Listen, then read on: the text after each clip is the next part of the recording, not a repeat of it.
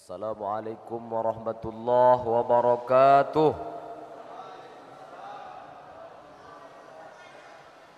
Alhamdulillah wassalatu wassalamu ala sayyidina wa maulana Muhammadin ibni Abdillah wa ala alihi wa ashabihi wa mawala. Subhanaka la ilma lana illa ma 'allamtana innaka antal alimul hakim. La hawla wa la quwwata illa billahil aliyyil azim. Rabbi israh li sadri wa yassir li amri wahlul 'uqdatam min lisani yafqahu qawli, amma ba'd. Yang sama-sama kita muliakan para alim ulama cerdik pandai, Bapak Ibu yang hadir, Bapak Imam Masjid, kemudian para pembina, penasehat beserta Fodamara, kemudian yang kami hormati Ikatan Remaja Masjid Raya An-Nur, kemudian FRSM, kemudian komunitas Ipmen, kemudian lagi ada pemuda hijrah, ada lagi hijrah bikers. Pak Ibu dimuliakan Allah Subhanahu wa taala, yang besar tidak diimbau gelar, yang kecil tidak disebut nama. Insyaallah kita semuanya hamba-hamba yang dimuliakan Allah Subhanahu wa taala. Kita syukuri nikmat Allah Subhanahu wa taala pada malam yang mulia ini dengan sama-sama memuji Allah. Ungkapan syukur kita kepada Allah dengan sama-sama mengucapkan alhamdulillahi rabbil alamin. Bersolat pula kita kepada Rasulullah sallallahu alaihi wasallam. Allahumma salli ala sayyidina Muhammad wa ala ali sayyidina Muhammad. Hadirin dimuliakan Allah Subhanahu wa taala, lama saya berpikir dan saya tidak bisa memberikan jawaban. Atas dasar apa saya diundang oleh Fodamara? Kalaulah orientasi karena ilmu pengetahuan, maka tentu saya tak layak berdiri di sini. Saya bukan LC, saya bukan LCMA, saya bukan tawatan luar negeri. Kalaulah orientasi panitia mengundang saya karena usia, maka tentu usia kita pun tak jauh berbeda. Bahkan kalau saya melihat kawan-kawan yang berada di belakang, itu kalau kiranya saya panggil ke depan, saya berdiri mungkin sepertinya saya lebih muda daripada mereka. Maka ketika saya melihat foto-foto ustadz yang selalu mengisi di Fodamara ini, barulah saya sadar, ternyata dari sekian banyak ustadz yang mengisi, memang nampaknya yang sedikit lebih ganteng itu saya. Dan itu ternyata di foto. Ternyata ketika bertemu langsung dengan Ustadz Muhsin Tumpu Bolon, dan ternyata beliau lebih menawan. Ternyata saya lebih dulu baper, dan ternyata memang luar biasa, tak sesuai kenyataan dan harapan. Kawan-kawan ini muliakan Allah Subhanahu wa taala. Saya diberikan kesempatan untuk bercerita, memberikan tausiah dengan tema secara umum adalah berkaitan Isra wal Mi'raj Nabi Muhammad sallallahu alaihi wasallam. Maka saya akan membagi, yang pertama mesti kita bahas adalah berkaitan dengan peristiwa Isra wal Mi'raj Nabi Muhammad sallallahu alaihi wasallam. Karena kalau kita langsung terjun ke hikmah, karena mungkin hafal kaji karena diulang, karena peringatan Isra wal Mi'raj ini hanya sekali dalam satu tahun, bisa jadi kita lupa peristiwa yang agung Isra wal Mi'raj Nabi Muhammad sallallahu alaihi wasallam. Kawan-kawan ini dimuliakan Allah Subhanahu wa taala. Yang pertama adalah ada yang disebut dengan latar belakang peristiwa Isra wal Mi'raj Nabi Muhammad sallallahu alaihi wasallam. Sekarang pukul 20.25. Yang pertama, Nabi Muhammad sallallahu alaihi wasallam itu menjadi rasul dan nabi dua periode. Yang pertama dia periode Makkah, dan yang kedua adalah periode Madinah. Periode Makkah menghabiskan waktu lebih kurang 13 tahun, sementara periode Madinah menghabiskan waktu lebih kurang 10 tahun. Sejak usia 40 tahun Rasulullah sallallahu alaihi wasallam diangkat menjadi nabi, dan beliau meninggal pada usia lebih kurang 63 tahun, maka 23 tahun, 22 tahun, 2 bulan, 22 hari, maka diturunkan oleh Allah Subhanahu wa taala berupa wahyu. Wahyu yang Rasulullah sallallahu alaihi wasallam terima ketika periode Makkah, maka itu yang kita kenal dengan istilah ayat-ayat Makkiyah.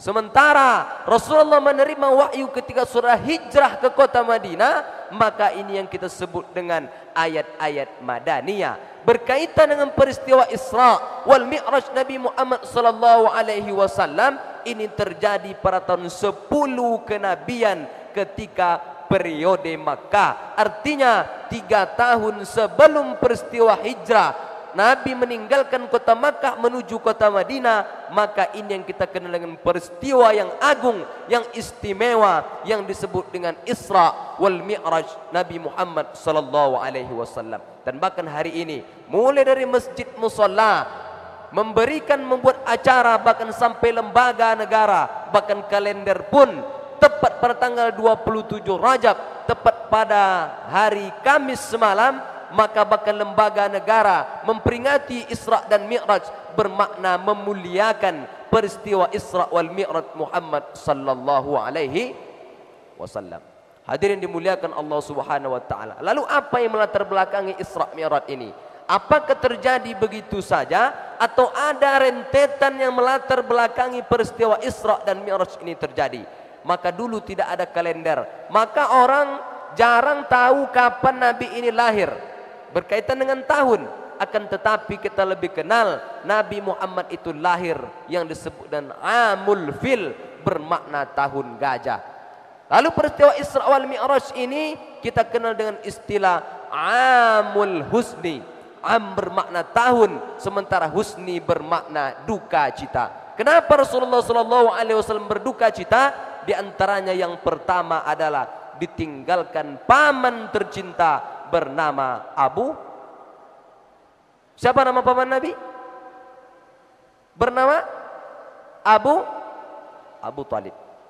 Kawan-kawan yang dimuliakan Allah Subhanahu wa taala, ketika kita bercerita tentang sosok ayah, apakah kita memanggilnya papa? Apakah kita memanggilnya ayah?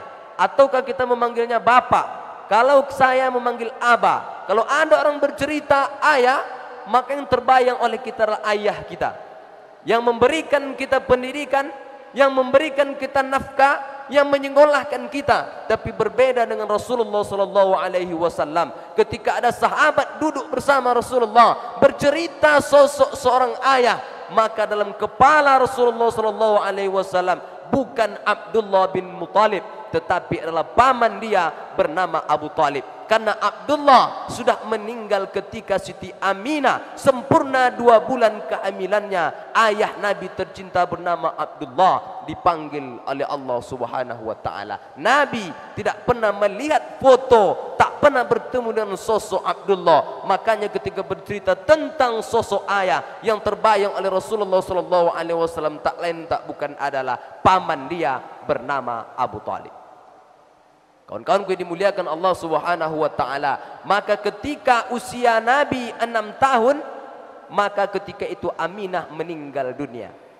Ketika itu pengasuhan pindah kepada datuk dia, dan itu pun tak berlangsung lama, hanya 2 tahun saja.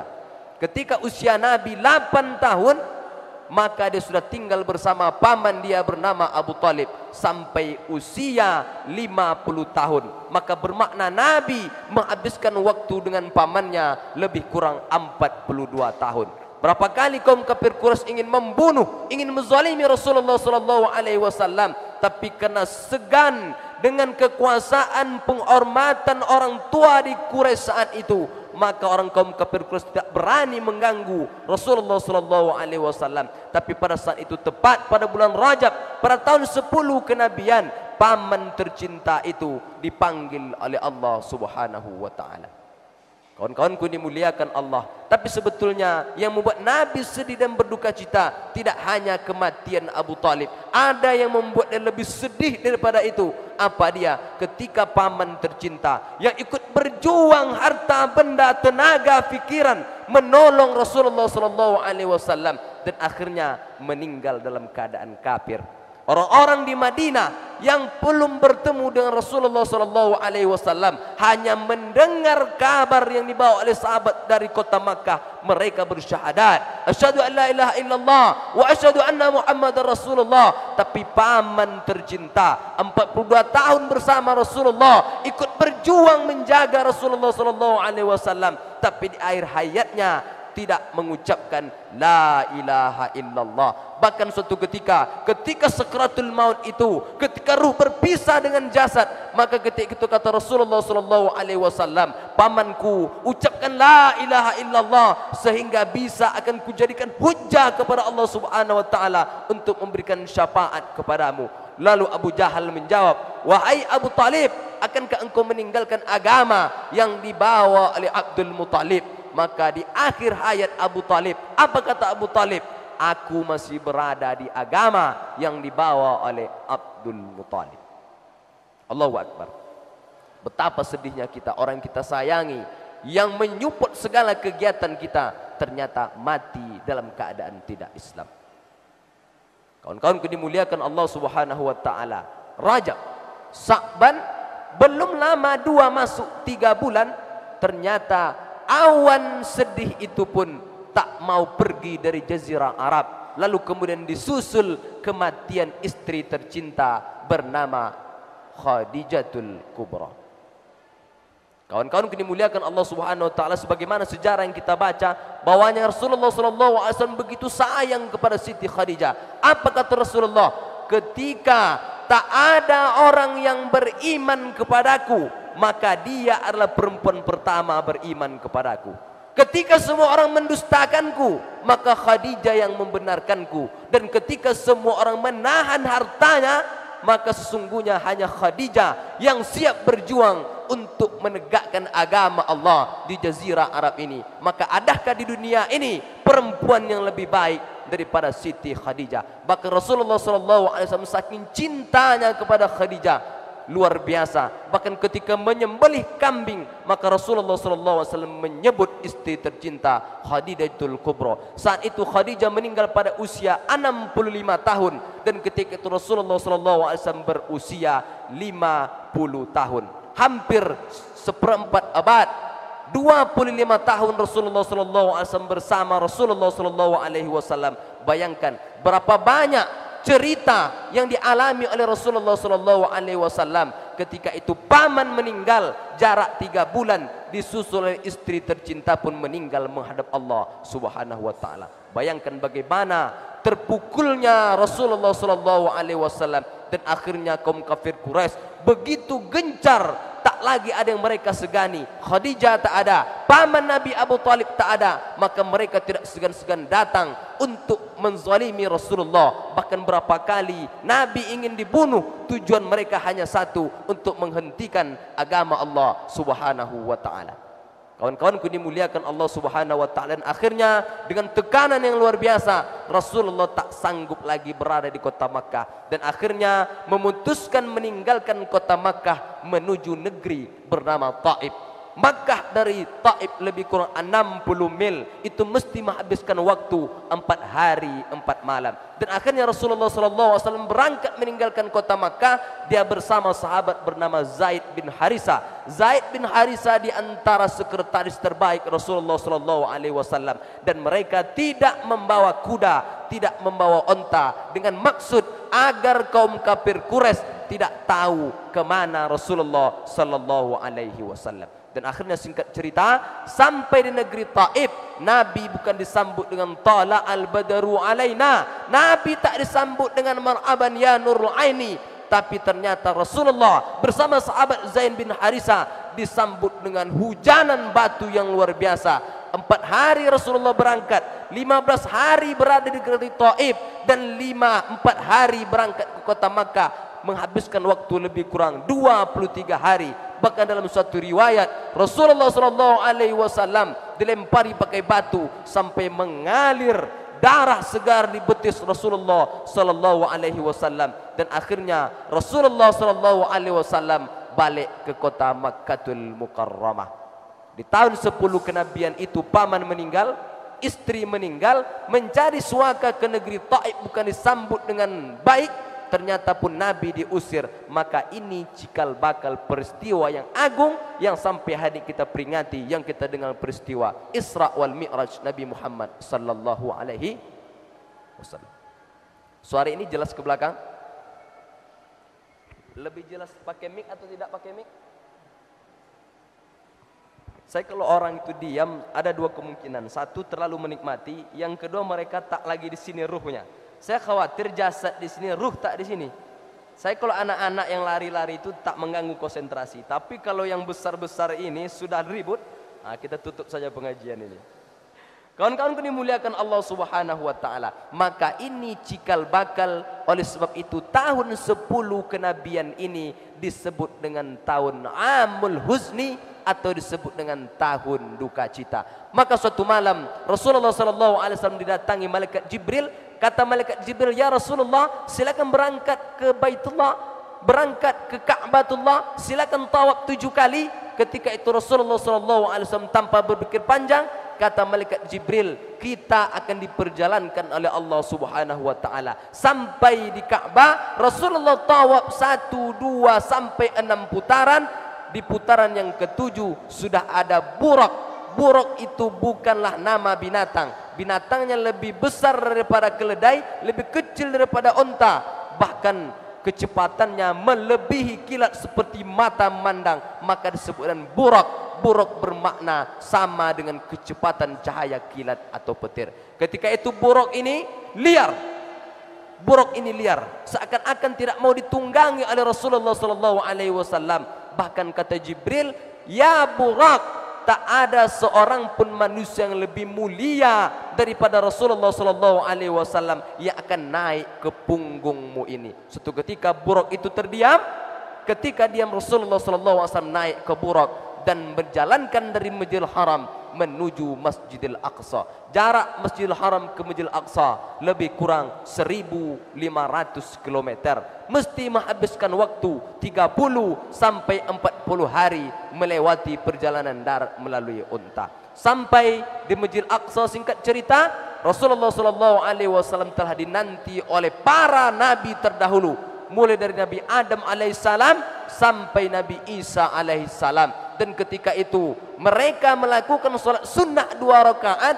Yang menjadi imam tak lain tak bukan adalah Nabi Yuna Muhammad sallallahu alaihi wasallam. Singkat cerita, ini kita potong saja ceritanya. Ketika itu Rasulullah sallallahu alaihi wasallam melakukan mi'raj dari Masjidil Aqsa menuju langit pertama. Pada langit pertama Rasulullah sallallahu alaihi wasallam bertemu nabi bernama Nabi Adam alaihi salam.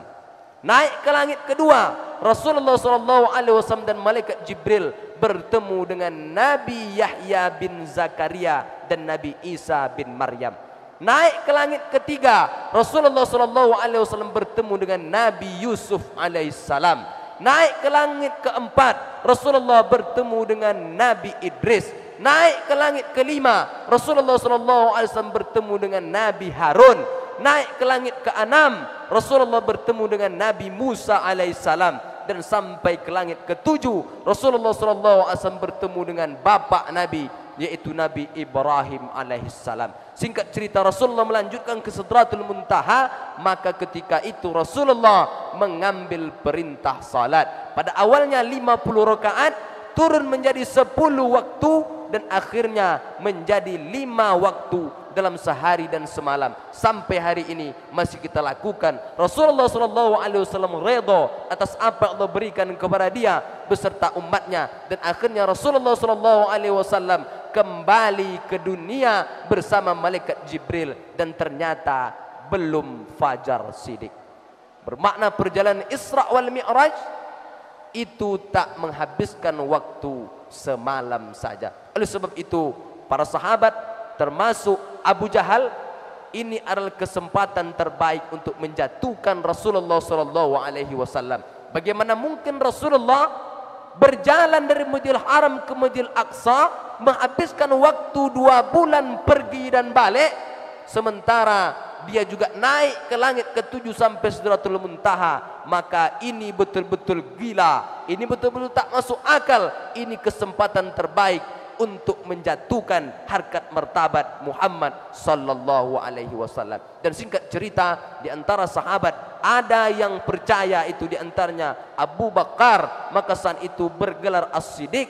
Maka saat itu sampai hari ini kita sebut dengan Abu Bakar As-Siddiq. Siddiq itu diambil ketika Abu Bakar meyakini pertama peristiwa Isra wal Mi'raj Muhammad sallallahu alaihi wasallam.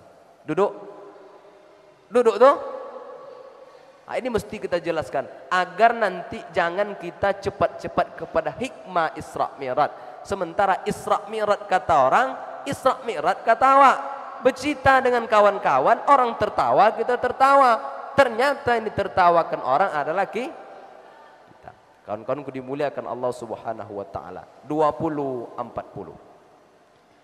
Maka berkaitan dengan peristiwa Isra wal Mi'raj Nabi Muhammad sallallahu alaihi wasallam, kita masuk kepada poin hikmah dari peristiwa yang agung tersebut. Berkaitan dengan salat sudah dijelaskan oleh Al-Ustaz Muhsin Tumpobolon. Saya lebih fokus kepada memakmurkan masjid. Kawan-kawanku dimuliakan Allah Subhanahu wa taala. Kenapa mesti Rasulullah berangkat dari kota Makkah Masjidil Haram menuju Masjidil Aqsa? Apa salahnya Nabi dijemput oleh malaikat Jibril dari rumahnya langsung naik ke langit? Maka di antara hikmah peristiwa Isra wal Mi'raj adalah Nabi berangkat dari masjid menuju masjid. Maka umat Islam, terkhusus anak-anak muda, generasi harapan bangsa dan agama, kita tidak bisa lepas yang disebut dengan masjid. Kalau hari ini masjid tak ada lagi anak-anak muda, tak ada lagi generasi seperti kita yang milenial, isinya orang-orang tua yang 50 tahun ke atas, maka sesungguhnya ketika orang tua ini sampai ajal menjemput, maka masjid sebesar ini tidak mustahil akan berubah menjadi gereja. Kenapa? Tak ada orang yang melanjutkan pengurus. Kenapa? Anak-anak muda sibuk dengan game, sibuk dengan PlayStation, sibuk dengan berbagai kegiatan yang jauh dari masjid. Oleh sebab itu, back to masjid. Tidak ada negosiasi. Anak-anak muda mesti kembali kepada masjid. Kenapa? Karena hanya masjid, berawal dari masjid, dan kita akan keluar dari masjid. Tak ada yang tak selesai kalau sudah sampai ke dalam masjid. Sehingga kalau ada rapat, apakah pengurus, apakah nanti kaum-kaum milenial pada marah, kalau ada niat-niatnya yang sedikit berbelok, maka di akhir-akhir rapat selalu katakan kepada kawan-kawan rapat, kita disaksikan oleh masjid, tempat yang paling mulia di hadapan Allah. Jadi kalau ada niat-niat yang sedikit berbelok, maka itu pasti tidak akan jadi. Maka bermakna masjid. Masjid diambil dari kata sajadah, bermakna sujud. Dalam Islam, masjid itu sebetulnya hanya ada dua. Kalau masjid itu ada orang melakukan salat Jumat, maka disebut dengan masjid jami'. Tapi kalau masjid itu tidak ada melakukan salat Jumat, maka hanya disebut dengan masjid. Akan tetapi di Melayu ada yang menyebutnya musalla, ada yang menyebutnya surau, ada yang menyebutnya langgar. Oleh sebab itu ketika ada jamaah bertanya kepada kami, Pak Ustadz, bagaimana hukumnya? Apakah sampai di musalla, sampai di surau, sampai di langgar ada salat tahiyatul surau? Saya katakan surau, musalla, langgar, masjid samema podo ae. Maka bermakna masjid betul-betul difungsikan semestinya, sehingga kalau sudah berada di masjid tak ada lagi perbedaan. Di antara tempat yang kita ini tidak ada lagi tingkatan status sosial, hanya di masjid. Tidak ada saf pertama itu khusus profesor, tak ada. Saf kedua khusus para doktor, yang ketiga khusus magister, tak ada. Kulit putih, kulit hitam, sekolah tak sekolah, maka saf pertama hak mereka yang lebih dulu datang ke masjid. Oleh sebab itu, memakmurkan masjid dapat kita bagi dua. Yang pertama berkaitan dengan jasmani atau pembangunan. Berkaitan pembangunan jasmani, fisik, maka rasanya masjid di Pekanbaru sudah layak huni dan sudah layak kita pakai semuanya. Maka bermakna masjid, jangan kita hanya fokus kepada fisik. Berapa banyak masjid yang menghabiskan anggaran miliaran bahkan triliunan, tapi ternyata kita salat maghrib jamaah tidak ada. Maka bermakna ada beberapa orang yang masih fokus terhadap pembangunan fisik, kemewahan, AC, kipas angin yang luar biasa. fasilitas yang luar biasa, tapi tidak pernah memikirkan bagaimana masjid ini ramai. Oleh sebab itu tak ada yang mesti kita harapkan kecuali anak-anak muda, generasi muda harapan bangsa dan agama. Karena nanti 20 tahun yang akan datang, 30 tahun yang akan datang, yang akan melanjutkan estafet kepemimpinan hari ini. Apakah dia gubernur, apakah dia wali kota, apakah dia ketua masjid, itu kita yang menghabiskan waktu hari ini di masjid. Kalau hari ini kita sudah jauh di masjid, kalau remaja saya sudah jauh dari masjid, maka dapat dipastikan ketika tumbuh dewasa pun kita akan selalu jauh dari masjid. Kenapa anak muda? Kenapa tidak orang tua? Karena memang anak muda ini darahnya mesti mengalir dengan kencang, semangatnya luar biasa, mimpinya banyak, sehingga ujian, cobaan, empasan gelombang luar biasa, sehingga dulu masa berganti, waktu berputar, generasi tak akan sama dengan tahun 90, tahun 2020. Hari ini kita sudah dihadapkan persoalan yang sangat-sangat kompleks. Tak hanya perempuan yang karena mengganggu mata, tapi handphone kita pegang, semua sudah ada di sini. Dulu ketika kita libur pesantren, maka masuk pesantren, guru kita membongkar tas kita. Kira-kira ada buku yang tidak boleh dibawa ke pesantren. Tapi hari ini orang tak lagi membeli buku, mereka cukup punya handphone satu, mulai dari kitab sirah nabawiyah, ada Al-Quran, tapi bahkan ada buku-buku yang tak layak kita sebut di rumah Allah Subhanahu wa ta'ala. Oleh sebab itu, kemajuan teknologi, informasi, kalau tidak dibekengi, tameng oleh iman, pondasi yang kokoh, maka tunggu kehancuran yang luar biasa. Oleh sebab itu harapan orang-orang tua kita hari ini tak lain tak bukanlah di tangan kita, anak-anak muda generasi milenial. Karena memang anak-anak milenial hari ini luar biasa cerdasnya. Dulu tak ada rekaman-rekaman seperti ini. Banyak ustadz-ustadz kita yang sampai go internasional. Kenapa? Bukan hanya semata-mata karena dia hebat berceramah, tapi ustadz-ustadz kita terkenal, ada anak-anak muda yang memiliki keahlian merekam, sehingga sekali dia berceramah tapi bisa ditonton berkali-kali seluruh Indonesia, bahkan luar negeri menonton, sehingga dakwah ini sampai kepada penjuru dunia. Jasa siapa itu? Tak lain tak bukan adalah anak-anak muda generasi harapan bangsa ini. Kawan-kawanku dimuliakan Allah Subhanahu wa ta'ala, sehingga semangat kita anak muda itu berbeda dengan semangat orang tua. Jadi kalau anak muda ada yang rajin baca Quran, sholat tahajud, sholat duha, itu biasa saja. Karena amalan itu tak mesti muda, orang tua pun bisa.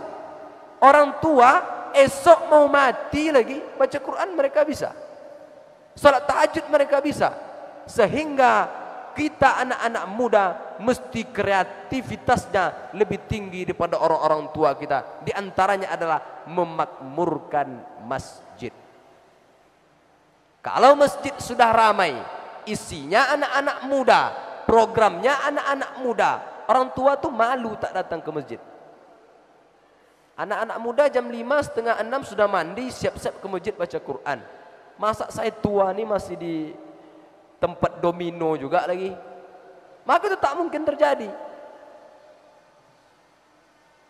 Oleh sebab itu, ketika usia muda, remaja itu sangat-sangat menentukan. Kalau sudah remaja ini kita sudah terselamatkan, insya Allah dewasa sampai tua akan terselamatkan. Berapa banyak anak-anak yang dulu dia hafiz Quran, dia adalah seorang qari dan qari'ah, tetapi ketika sampai usia remaja, karena pondasi tidak kokoh, tak ada filter dalam pergaulan, banyak mantan-mantan qari menjadi narapidana. Maka bermakna ketika hari ini kita selamatkan, jangan merasa tenang kalau kita sudah berada di dalam masjid. Bahwasanya dulu orang datang kepada kita untuk merayu kita, mau engkau masuk ke agama kami?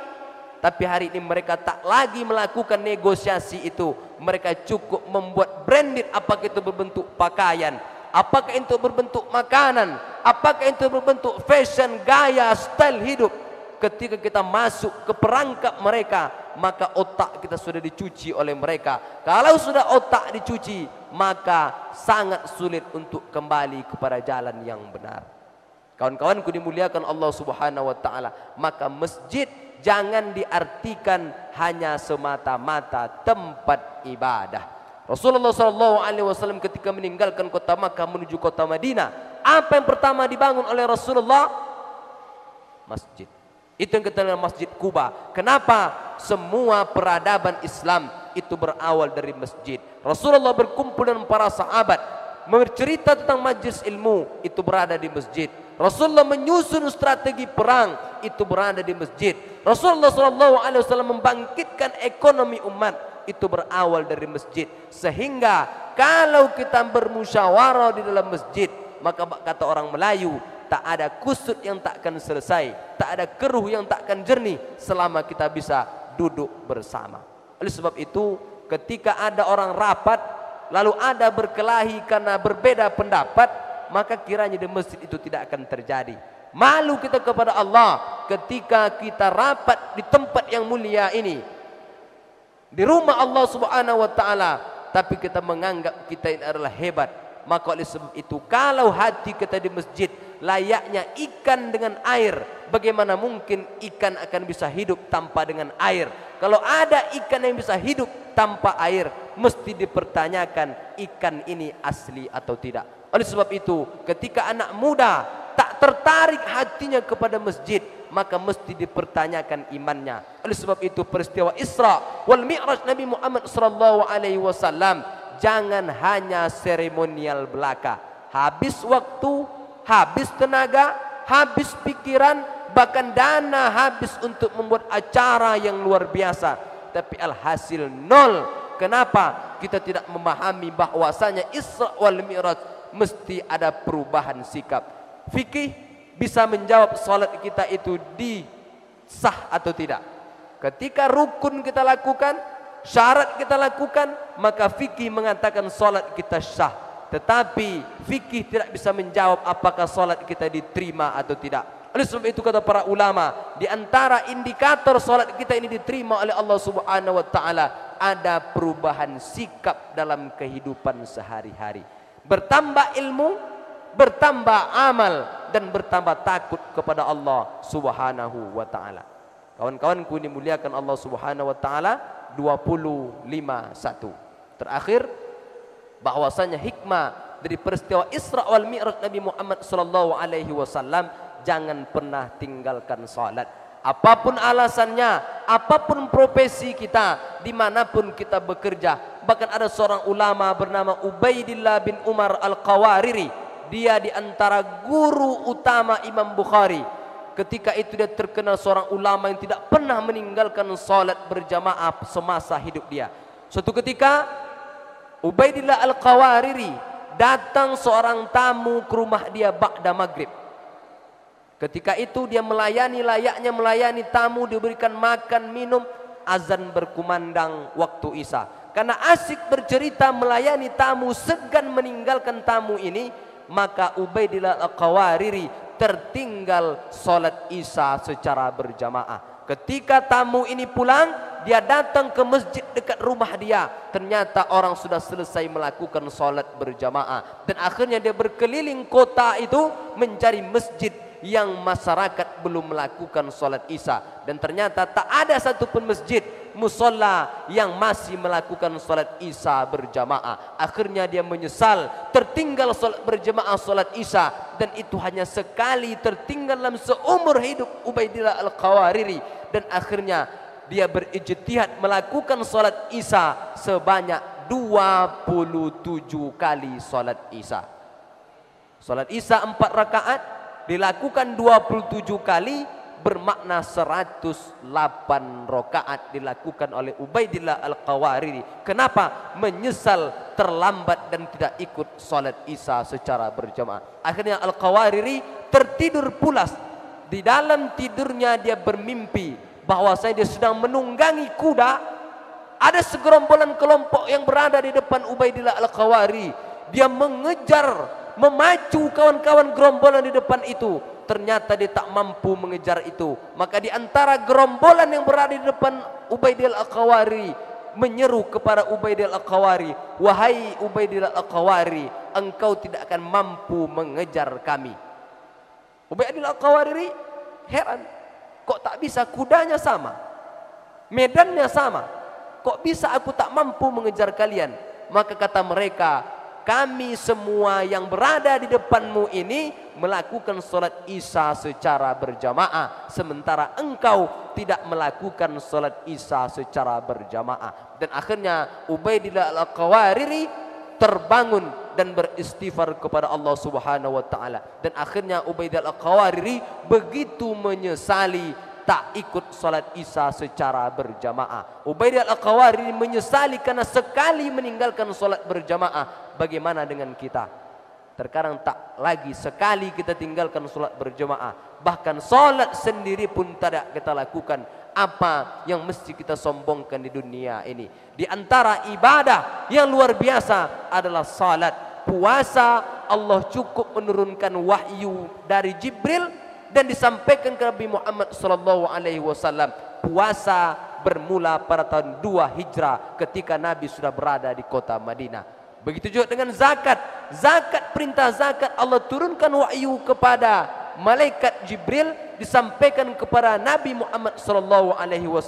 Haji juga begitu. Tapi khusus perintah salat ini Rasulullah SAW langsung menjemput ke Sidratul Muntaha, bertemu dengan Allah Subhanahu wa taala. Bahkan di antara tolak ukur iman seseorang adalah berada pada salatnya. Surah Al-Ankabut ayat 45 Allah menceritakan, utslu ma uhiya ilaika minal kitabi aqimis shalah.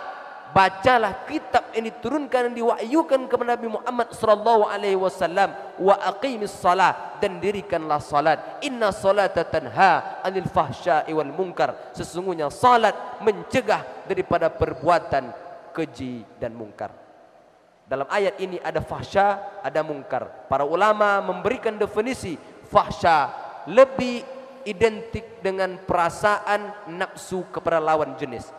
Sementara mungkar tak ada urusan dengan hawa nafsu kepada lawan jenis. Karena memang manusia ini dibagi Allah kepada dua. Ada manusia ini yang dia setia kepada istrinya, tetapi dia korupsi, dia mabuk-mabukan,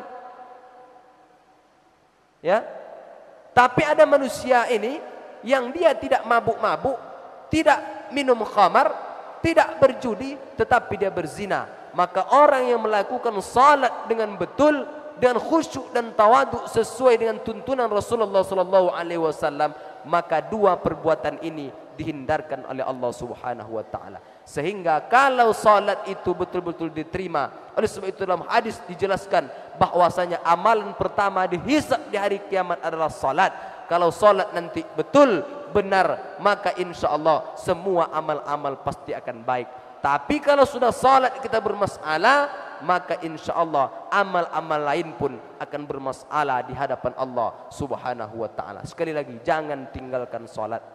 Sejauh apapun kita berjalan, kemanapun kita pergi, ingat lubang sempit kecil 2x1 siap menanti kapanpun dan dimanapun kita berada. Sehingga maut datang, itu tidak akan datang permisi kepada kita. Dia tak akan pernah menanyakan siap atau tidak. Ketika fa idza jaa ajalukum la yastakhiruna sa'a wa la yastaqdimun, dia tak akan bisa maju sedetik pun dan tidak akan bisa diundur sedetik pun. Oleh sebab itu di antara hikmah kematian, kenapa Allah menyembunyikan kematian, bahwasanya adalah agar kita bersiap-siap yang disebut dengan kematian. Karena kalau Allah mengasih tahu kapan kita mati, maka kawan-kawan tak akan berani lagi hadir pada malam ini. Kalau jatah kita itu tinggal sebulan lagi, maka yang kuliah berhenti, yang bekerja akan berhenti, yang rajin ke masjid mungkin habis waktu di masjid. Kenapa? Maut sebentar lagi akan datang. Ingat, ketika kematian datang, hari ini kita mungkin gagah perkasa, sanggup berdiri, berceramah, suaranya lantang. Kenapa? Ruh masih berada di dalam jasad. Tapi sampai masanya ketika ruh itu dicabut oleh malaikat Israel, mata akan terbelalak melihat ruh itu pergi, maka semua akan kaku. Jangankan untuk berjalan, jangankan untuk mengeluarkan bahasa yang lantang, bahkan mata yang terbelalak itu pun kita tak sanggup menutupnya. Kita butuh orang lain, butuh sahabat-sahabat komunitas hijrah, butuh kawan-kawan dari Fodamara. Mereka datang akan menutupkan mata kita yang sudah kaku itu. Kenapa bisa mereka mengerti? Karena mereka mengaji, mereka anak-anak masjid, mereka ikut majlis taklim, mereka ikut tabligh akbar, sehingga kita bangga memiliki komunitas-komunitas seperti ini. InsyaAllah, mudah-mudahan ketika kita bisa berkumpul di dunia ini, bisa tersenyum bersama-sama, hendaknya Allah juga mengumpulkan kita di yaumil qiyamah nanti. Amin ya rabbal alamin. Selama penyampaian ini, banyak mungkin bahasa yang tidak layak disampaikan, mungkin banyak tingkah yang tidak pada tempatnya. Sejujurnya ini kali pertama saya yang mengisi kajian di Fodamara, apalagi live pula. Saya merasa kalaupun saya yakin tak banyak menonton karena Ustaz Hamid yang mengisi, tapi paling tidak ini akan terekam, bisa kita ulang-ulangi rekaman itu. Saya bangga bisa berkumpul, bisa bertemu, bisa turahmi dengan kawan-kawan semuanya. Sehingga malam ini saya berdiri, saya tak merasa memberikan ceramah, saya tidak merasa memberikan pengajian. Kenapa? Karena memang ilmu sangat fakir, ilmu sangat keterbatasan, sehingga saya hanya merasa saya bagian dari komunitas Fodamara, saya hanya bagian dari komunitas hijrah. Sehingga sebelum kita pulang dari masjid, karena momentum Isra wal Mi'raj, saya diberikan duduk berdiri bercerita menyampaikan peristiwa Isra wal Mi'raj Nabi Muhammad sallallahu alaihi wasallam. Benar itu datang dari Allah Subhanahu wa taala, dan kesalahan itu murni datang dari kami pribadi. Terima kasih atas segala perhatian, mohon maaf atas segala kekurangan. Wabillahi taufiq wal hidayah. Wassalamualaikum warahmatullahi wabarakatuh.